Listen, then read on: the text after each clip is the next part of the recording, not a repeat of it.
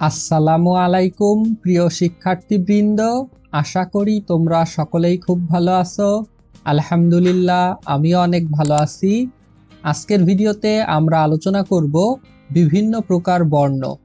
দেখতে পাচ্ছ এখানে কম্পন বর্ণ, তারণজাত বর্ণ, পরাশ্রয়ী বর্ণ, শীষ বর্ণ, ঊষ্ম বর্ণ, অন্তস্থ বর্ণ, তরল বা পার্শ্বিক বর্ণ, নাসিক্য অথবা অনুনাসিক বর্ণ।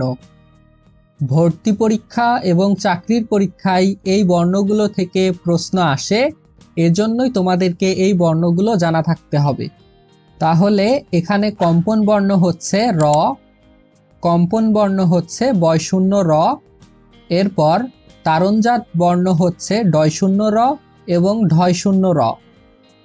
এরপর পরাশ্রয়ী বর্ণ হচ্ছে অনুস্বর, বিসর্গ এবং চন্দ্রবিন্দু।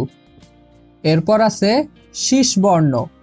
শীষ বর্ণ হচ্ছে তালব্য স, মূর্ধন্য স এবং দন্তের স।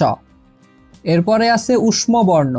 ঊষ্ম বর্ণ হচ্ছে তালব্য স, মূর্ধন্য স, দন্তের স এবং হ। এরপরে আছে অন্তস্থ বর্ণ। অন্তস্থ বর্ণ হচ্ছে বয়শূন্য র, ব, 29 জ, ল। এরপর আছে তরল অথবা পার্শ্বিক বর্ণ।